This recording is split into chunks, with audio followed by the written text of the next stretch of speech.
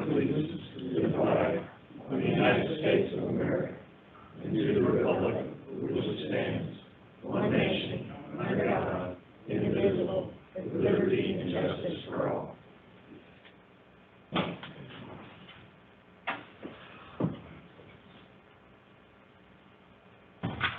I'll do a roll call. Congressional District 1, Ms. Purcell. Present. 2, Ms. Williams. Here. 3, Mr. McIntyre. Here. 4, Mr. Brown. Here. 5, Ms. Key. Present. 6, Mr. Bowen. Present. 7, Mr. Thompson. Present. 8, Mr. Golden. Here. 9, Ms. Dunn. Here. 10, Mr. Boswell. Here. 11, Mr. Lewis. Here. 12, Mr. Morris. Here. 13, Ms. Lemon. Here. And 14, Mr. Gravely. Very good. Okay. All right. I have a motion to approve the minutes.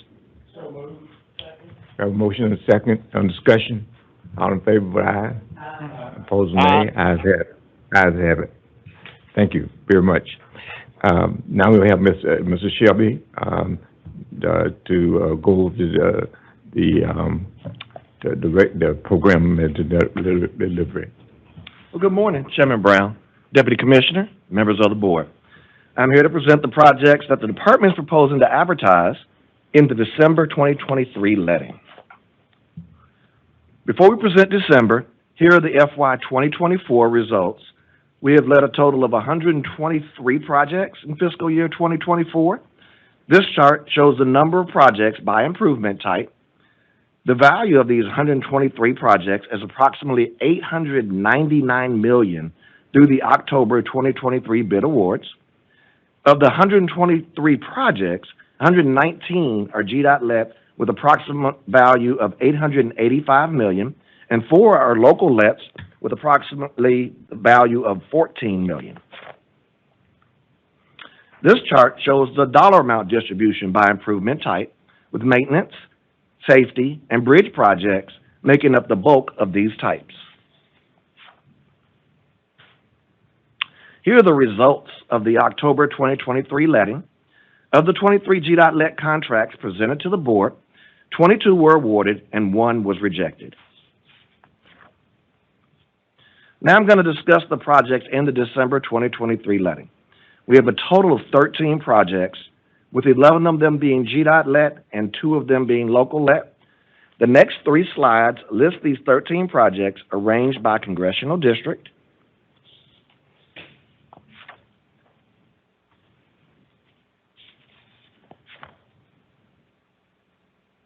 So as you can see with this slide, we're letting a variety of projects throughout the state to address bridge, capacity, enhancement, maintenance, and safety issues. The first highlighted project will resurface I-285 from Ashford-Dunwoody Road to Henderson Mill Road for 6.4 miles. It was last repaved in 2011, 12 years ago. This next project will resurface I-85 from State Route 140 to north of Old Peachtree Road for 10.5 miles. This section was last repaved in 2014, 9 years ago. This next project, which was funded by multiple federal and local fund sources, including a recent RAISE grant, proposes to construct a 14-foot wide multi-use concrete trail with 2-foot wide shoulders. This project begins at the Adair Park neighborhood near the intersection of Aline Avenue and Catherine Street and continues to the east along existing railroad right-of-way for approximately 4 miles to the intersection of Glenwood Avenue and Chester Avenue in the Glenwood Park neighborhood. The project will involve the modification of replacement of various existing railroad bridges along the trail alignment. So happy this project is moving along.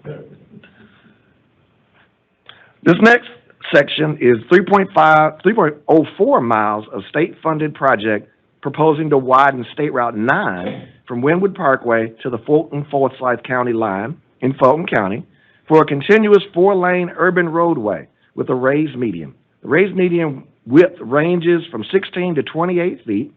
It also proposes to consist of configuration of the side roads, the addition of pedestrian and bicycle facilities, traffic and operational improvements, and signal upgrades. The intersection at Bethany Bend will be realigned into two 90-degree intersections. Left and right turn lanes will be provided at all major intersections. This next project will replace the existing County Street 666, which is Cross Cedar Road, and it's a bridge spanning Big Cedar Creek, east of Wrightsville, with a new bridge while traffic is being routed with an off-site detour. The bridge was built in 1964, 59 years ago. And here's a ground view of that bridge to be replaced. So again, we have 13 projects proposed for the December. Yes, ma'am. 10-4. So we have 13 projects proposed for the December 2023 letting with 11 GDOT and 2 local lets. This chart shows the distribution by improvement type. The estimate of the project in the December 2023 letting is approximately $218 million. This chart shows a dollar amount distribution by improvement type. I now ask for your consideration for approval of the proposed projects presented in the December 2023 letting. Go back to that Beltline project. Yes, ma'am. I'm curious where it begins. Is it attaching to an existing paved portion, or are the ends on each side still unpaved? That I honestly don't know. I know it's a segment of it, but I'm not sure if it's connecting to the end of one of the other Beltline pieces or if there's still a segment in between. Albert, Yeah. the west side is paved, Okay. the east side is currently under construction. So the west side is paved and the east side is currently under construction. Is that on the left or the right? The right side is under construction, the left side is paved. Okay. Do we know how much more we have? Oh, there's 3 or 4 other PIs, but the Beltline has said that it's all funded. They just have to start construction and get all the rights of way ready for each of the phases. Okay. Some of them are through us, some of them are completely locally funded.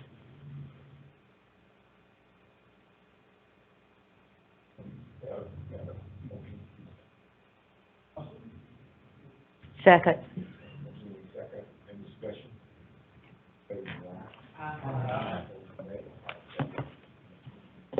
Thank you.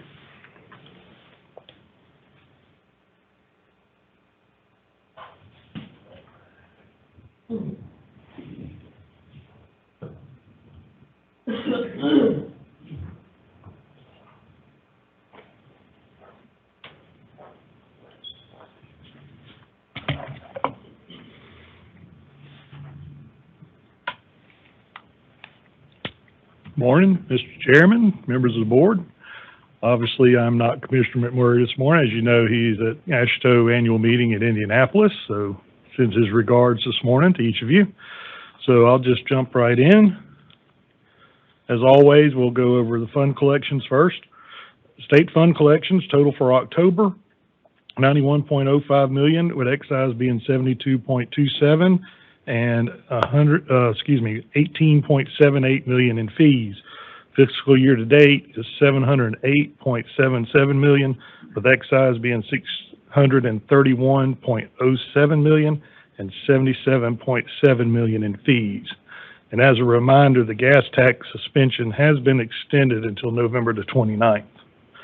On the federal front, the Senate passed a continuing resolution last night, sending it to the President for signature.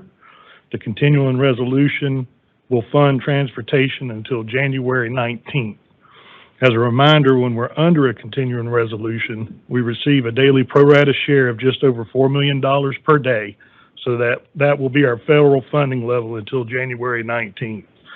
So we're continuing to assess the impact, and we'll keep you updated as we move forward. Moving on to our employment data. the total employment figure for the month ending October 2023, and I am very pleased to say 3,900 employees, full-time staff. Last month was 3,886. We had a net gain of 14, but for the month, we hired 63 employees and separated 49. So 3,900 was the head count for the month of October. Our procurement report, monthly activity for professional services for October, 185 total contracts were awarded, valued at $87 million for engineering design, right-of-way and geotechnical services. In fiscal year to date, we've awarded 711 total contracts valued at $352 million.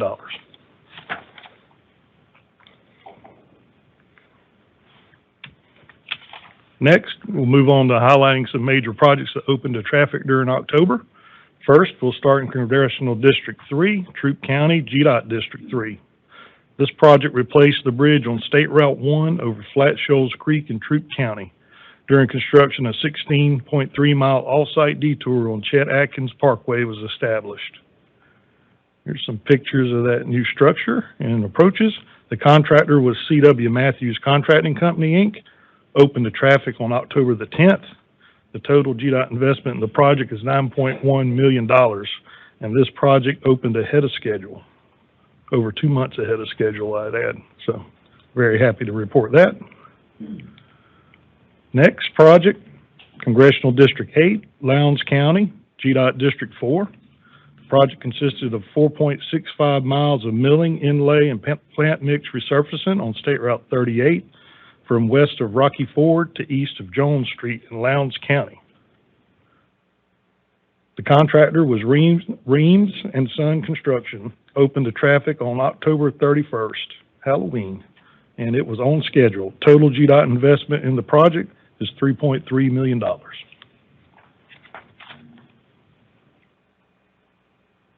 Next, moving to Congressional District 14, Floyd and Polk Counties, GDOT District 6. This project consisted of 8.56 miles of milling, inlay, and plant mix resurfacing on State Route 1, US 27 from south of Stevens Road to north of State Route 746 in Floyd and Polk counties. Open to traffic, the contractor was C.W. Matthews Contracting, open to traffic on October 26, 2023. The GDOT total investment in the project was $7.3 million. The project opened to traffic ahead of schedule. And the last project I want to highlight today is an aviation project, Congressional District 10, Clark County, GDOT District 1, and this is in Athens at the Ben Epps Airport. The project reconstructed a secondary runway and also included runway safety area improvements, which included in-place full-depth reclamation, asphalt wearing surface, and pavement markings and graded and drainage on both runway safety areas. The contractors included E.R. Snell and RS&H Inc. Investment in the project, the state share of the investment was $3.5 million.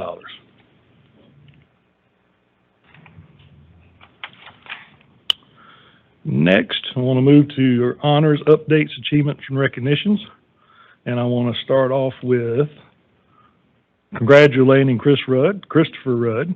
Every time we miss Chris, but it says Chris on there, Christopher in my notes, who was named GDOT's new Director of Engineering effective today. So, congratulations, Chris is here. So, Chris replaces Haral Patel, who's assumed her new role that we talked about last month. So Chris joined the department in 2005 as a project engineer in roadway design office. And Chris, I was thinking about it shortly thereafter, we met in Statesboro to field plan review. So I remember meeting Chris in the Statesboro area office. I don't remember the project, but I remember us talking. So has held a variety of positions in the Office of Roadway Design, including Assistant Roadway Design Engineer. In March of 2020, he was selected as a State Design Policy Engineer, where he has led the Office of Design Policy and Support. So please join me again in congratulating Chris on his well-deserved position. Thank you, Chris.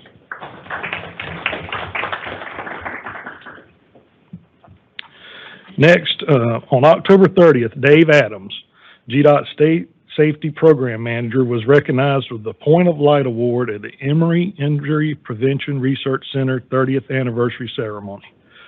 Emory's Injury Prevention Research Center's work focuses on preventing injuries through research, education, and partnership. Dave is truly a hero in road traffic injury prevention in Georgia. He has led the modernization of crash data collection in Georgia by spearheading efforts to transition law enforcement agencies around the state to electronic records. Now, that's a huge undertaking, and I know I've seen the evolution of what Dave has done for us, but just having all those police reports and all available is unbelievable. And as the owner of Georgia's crash data, Dave recognized that making progress toward reducing injuries and fatalities from road traffic crashes is easier if there's broad access to the data on the crashes, injury, fatalities, and especially if that data is current. So the crash data that Dave manages is a huge driver for many of the safety decisions made by GDOT and other agencies around the state. And that cannot be understated, the use of what he does, the data he brings to us. So I want to congratulate Dave for this recognition that honors his service to the state of Georgia, but also his true passion for safety. And he is truly passionate about what he does. And he just does a wonderful job for us, and so great that he was recognized for it. So Dave's not here today, but we thank Dave for all he does for us. Next, some more awards. At last month's annual meeting of AASHTO's Committee on Transportation Communications, affectionately known as TRANSCOM, GDOT's Office of Strategic Communications won 3 awards. Which is good. Tying for the most that any DOT won. They got the other DOT in here. I'm not going to mention them. I got friends there. No, it was Texas. So got friends in Texas. So to bring home the most awards.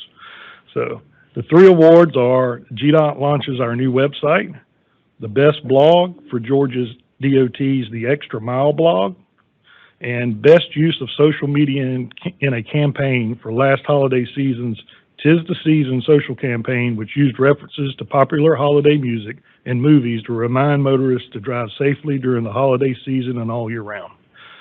The Transcom Skill Awards recognize the best of the best among communication practices at DOTs all across 50 states and Puerto Rico. The awards are announced each year at the annual meeting, which brings together public relations professionals from across the country, from departments of transportation, consultant partners, representatives of U.S. DOT, and others interested in communicating transportation projects. The meeting is an opportunity for transportation communicators to build relationships, highlight successes, share ideas, and learn from each other. And before I offer my congratulations, I just want to say we have a very talented bunch of folks in that office. And this is, if you look at this website, blog, social media, they're all versatile. We have a bunch of talented people in a lot of different areas led by Scott Higley, and that team is doing a great job for us. So congratulations to the Office of Strategic Communications. And move into one of their next things they're working on. So Ahead of the Curve podcast. And I'd like to encourage everyone to check out the latest episode. You can see some highlights there of who may be in that right there. It just began its 2nd season of episodes. So hosted by our own Natalie Dale, it's the department's opportunity to introduce the public to the people, projects, and initiatives that make Georgia DOT the best in the nation. The podcast features conversations on a wide range of transportation topics, including pedestrian and bicycle safety, recruitment and retention, and Georgia's express lanes. A very special thanks goes to board member Ms. Key for being a guest on the most recent episode, which went live this week. The episode focused on how GDOT works with disadvantaged business enterprises and minority-owned businesses. Kimberly King of Department's EEO office also was a guest. GDOT's received a lot of positive feedback from our colleagues at other DOTs on our podcast, and many of which have asked our advice on how they can get their own podcast going. So all the board members have an open invitation. If you got an idea, a topic, anything, feel free to suggest a topic. We'd love to hear it. And you can find the Ahead of the Curve podcast on the department's website. Yes, ma'am. Brad, this is the 2nd month in a row I've looked for this podcast. Is there a certain podcast platform it's on? Because I cannot find it on this podcast. We'll follow up with you. Yeah. Thank you. I'd have to look for it. I found it before, but I'd have to, don't know off the top of my head. All right, moving on. At a recent board meeting, Josh Waller spoke to you about Georgia's miler-based user fee pilot conducted by the Eastern Transportation Coalition in partnership with GDOT. As a reminder, GDOT's partnering with the coalition, which is a partnership of 18 states and Washington, D.C., to evaluate if a miler-based user fee, or an MBUF, could be a viable alternative to traditional state fuel tax in the future as more and more electric vehicles take the road. MBUF would be collect a fee on the number of miles driven instead of on the gallons of fuel purchased. The coalition is conducting a pilot for GDOT leadership, employees, legislatures, and industry stakeholders to learn how an MBUF may work in Georgia. The pilot launched on November 1, and we're well on our way to having the necessary number of stakeholders participate across GDOT and other state agencies and elected officials. So I'd like to tell you, I'm participating. I went on, signed up, got my little thing in the mail, plugged it in. It was easy, even Brad could do it. So, but if you're interested, board members, we certainly like you, if you want to be a part of this, to let us know. And if you would like to know more or participate, reach out to Josh, and he can help you out in any way possible to get you signed up. So I think it's a good thing. So they just track you around and see how many miles you're driving. It makes it good. So. Yeah. Next, moving on to this week is Crash Responder Safety Week, a national effort to protect responders who are at the scene of highway crashes and to remind the public of its responsibility to use caution when driving near roadside incidents involving emergency personnel. The theme of this year's effort is protect those who protect you. To support this important safety messaging, we've been working with 511 Georgia on a communications campaign utilizing social media, content creation, and using our dynamic message signs, all focused on the ideas of working together to protect emergency responders. Because the department has its own force of first responders in our Hero and Champ programs, we've put together a series of videos showcasing the point of view of two operators who are doing this important work out on Georgia's roads. Let's look at one of those videos that's been playing this week on GDOT and 511 social media. We're right before MLK. I responded.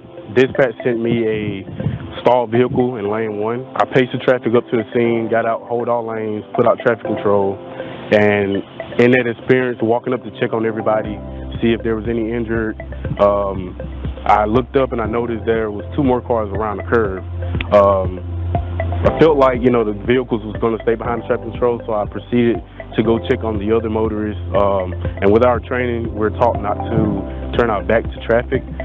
So me backing up to the other 2 vehicles to check, I realized that the vehicles was no longer staying behind my traffic control. They was actually coming through it, and it was pretty dark. And they coming at me full speed. So I was able to get back to my truck. What the move over law is anytime that you see stalled vehicles, police, fire, or even tow truck drivers on the shoulder, that law pretty much basically allows people to either slow down to the way below the speed limit, or to move over to the lane adjacent if it's safe to do so. There's many different things when working with other agencies. One of the things is we all have a common goal to get whatever it is done that needs to be done, and just being able to have that unified command. What comes to mind when it comes to protecting those that protect us is pretty much basically what our motto is,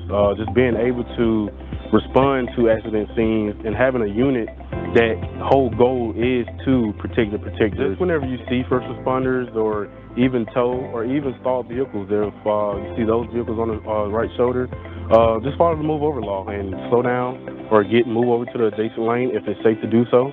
And if you need any assistance, don't be afraid to dial 511 and you'll get one of us or Champ.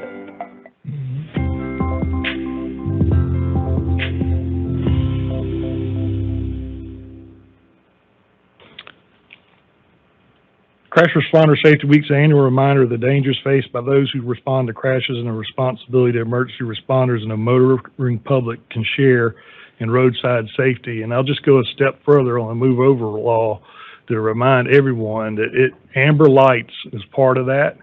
And guess what? Color lights is on every vehicle we own. So our folks are protected by that law if people adhere to it. So just remind everybody to slow down in our work zones, and when you see people working on the side of the road, and move over and slow down as they're supposed to. So I want to, again, just reiterate the work that Champion Hero does every day for all of us. And you heard him say, protect the protectors. They're the ones also providing that traffic control for fire, EMS, and police in many cases. So appreciate the great work all those folks do for us.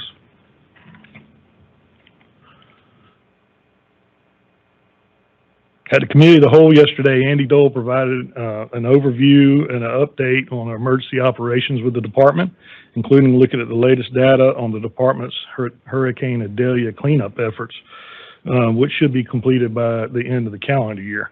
I'd like to take time to make sure we recognize all the hard work and sacrifice that has gone into cleanup in the aftermath of the storm.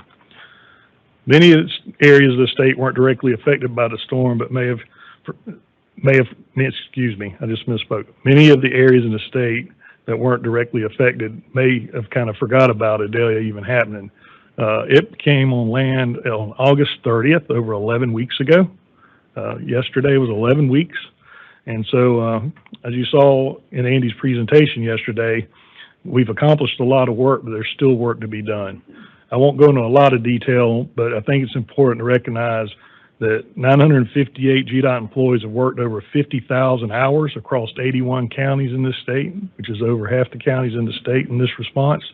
D4 alone hauled over 15,000 cubic yards of debris from our state route system. And I'd like to just take a moment to thank our districts. So the work and hours they put in, those 50,000 hours, are on top of everything else they're responsible to do every day. We don't have separate crews. That's all they do. So for the last 11 weeks of blue sky days, D4 has still been cleaning up every day. Got forces dedicated to cleaning up behind this storm. So as you were reminded, though, yesterday, preparation for these events, such as Idalia, it's a year-round process. We learn from each one of them. We do after-action reports on all of them. There's always lessons to be learned to be able to improve our responses. I think I know that I speak for the commissioner in this and all leadership. I say I'm thankful to our employees for all they do every day, but especially going the extra mile before, during, and after these severe weather events. And some part of Andy's presentation yesterday obviously was focused on preparation for winter weather, the dry runs, the meetings we have ahead of time, the taking care of this equipment. I mean, this equipment we use in winter weather is equipment we use every day. So it's not just sitting there waiting on us to use it. So it's always something. And if anybody, I grew up on a farm, we have equipment, it's going to break, right? That's just like a car or anything else. So it's a constant battle to keep our fleet up and our readiness up, but our folks have done a wonderful job in those in those regards, and I know we're well prepared for anything that may come our way.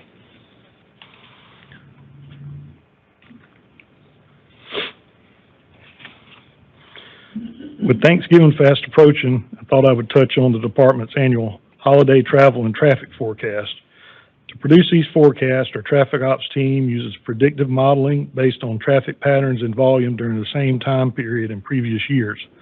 We're sharing this data with the media this week, who often pick it up and use the information graphics as part of their traffic forecast for holiday weeks. With the increase in holiday traffic, the goal is to promote a better travel experience for Georgia's motoring public by predicting the most congested times for travel, giving motorists a chance to change their travel dates and times if they prefer. Based on historical traffic patterns, the travel forecast for Metro Atlanta interstates indicate the typical weekday commute travel times for the first 2 days of the holiday period, Monday and Tuesday of next week. We expect heavy and worse than normal traffic on Wednesday, with an increase of congestion starting as early as noon. During this time, motorists can expect to add approximately 30 to 45 minutes to their travel time and are encouraged to avoid metro interstates from noon to 6 p.m. We will see lighter than usual traffic on Thanksgiving Day. and the following Friday. Then motorists will experience typical travel times with post-holiday congestion occurring between 5 and 8 p.m. on Saturday, November 25th. And on Sunday, November 26th, motorists are encouraged to exercise caution because this day has a high potential for crashes with post-holiday congestion occurring between 5 and 8. So that, this just provides a snapshot of what we predictively can say would happen over the holiday weekend, and may actually give folks a chance to alter their travel plans a little bit, and, so that they can avoid some of the worst times to be on the roads. Additionally, we share predictions for corridors near popular metro Atlanta shopping areas. There's also a full forecast that we have surface streets and all the major interstates outside of metro, but I was just focusing today on the metro part. So this is just one of the ways we work to make sure citizens are armed with much as information as possible as they head out for the holidays.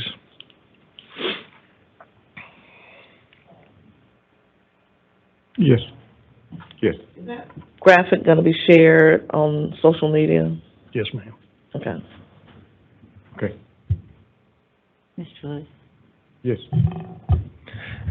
Yes, Jeff. Were you finished with your presentation? No, sir. Okay, well, sorry for an interruption, but on this holiday data right here, I know you used the word predictive, so I'm guessing that's our estimate of what this is going to look like. I'm curious, during this time, will we be doing, or are we even capable of collecting real actual data of the traffic congestion coming through there? Absolutely, and that's what this prediction's based on, is all the data we've collected on these same holiday weekend periods in the past. Okay. And it'll be actively monitored during the holiday weekend. Is it possible that the technology that captures this data, can it distinguish between in-state and out-of-state drivers? No? I don't think so. Okay. Not yet, anyway. No.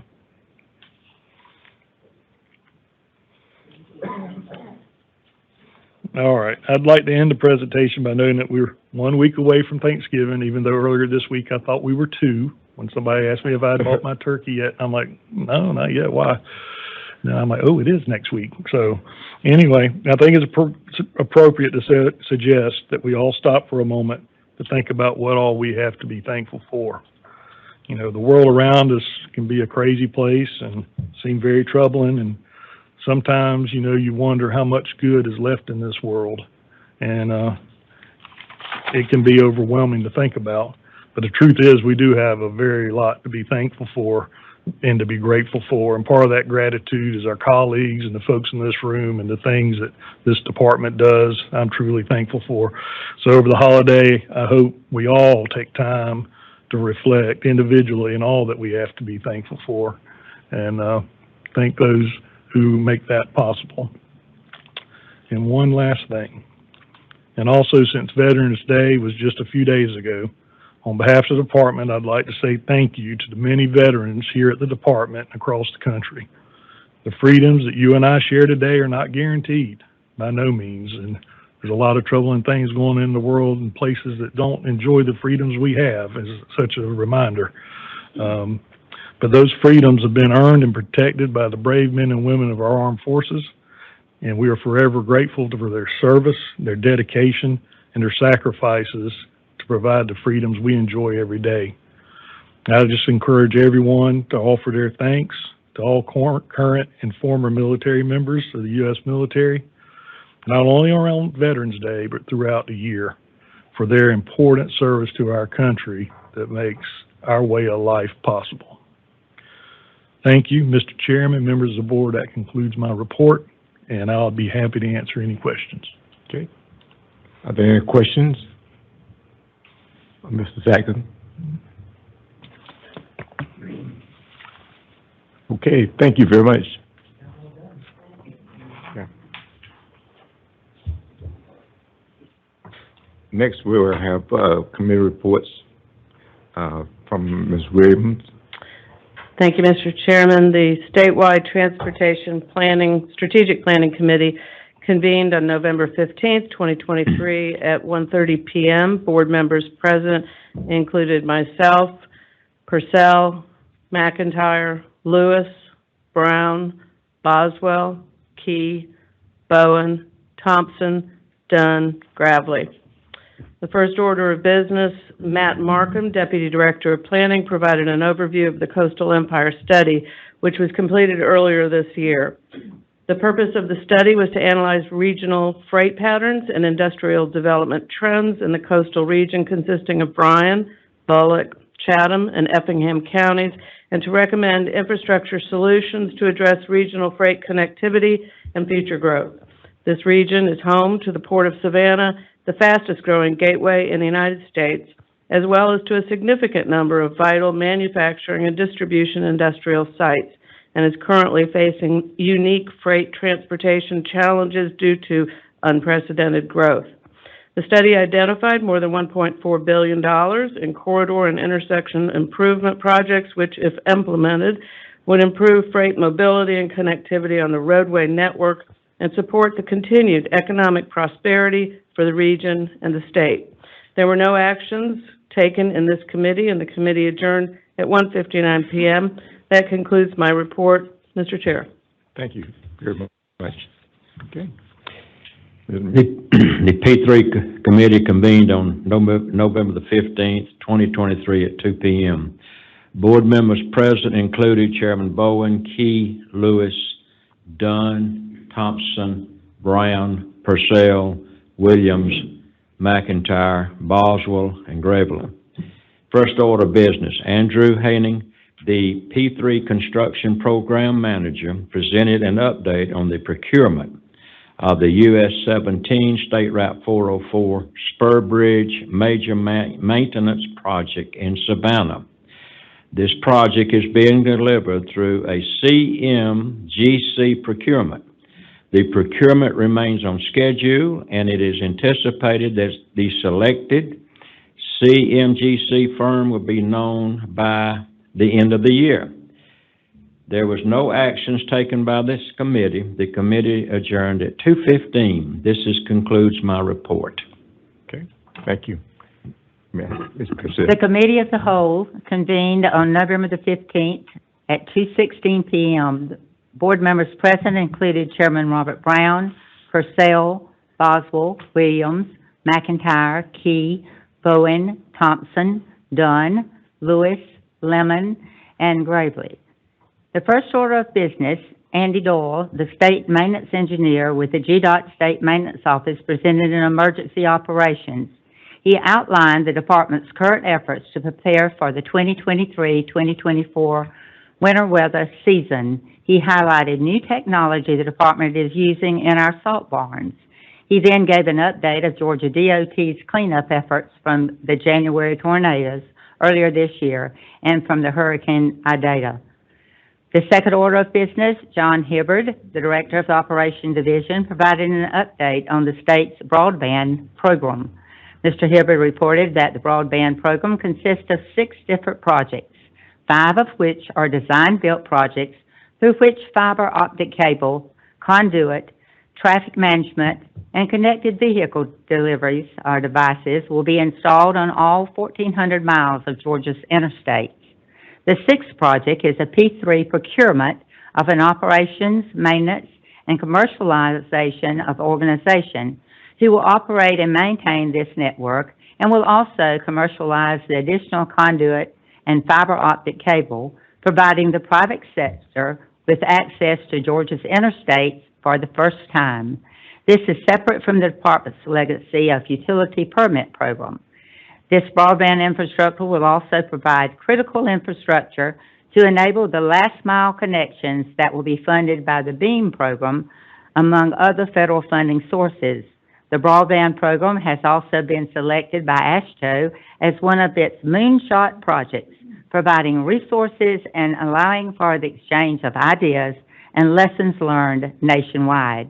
Mr. Hibbard answered questions asked by our committee members. There was no action taken at this committee, Mr. Chairman, but the committee adjourned at 2:37, and this concludes our report. Thank you. Thank you very much, Ms. Self. Item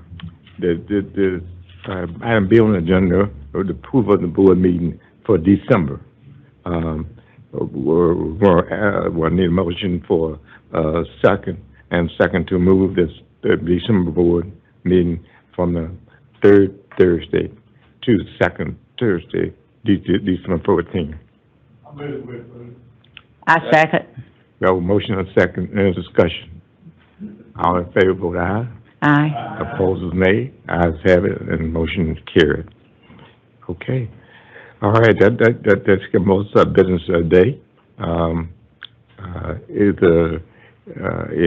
any business that need to be taken care of? Okay, so what I'd like to do, wish everyone a happy Thanksgiving, for you all to enjoy the holiday season, and be back in December. All right. Okay. There's no more further. Pardon me?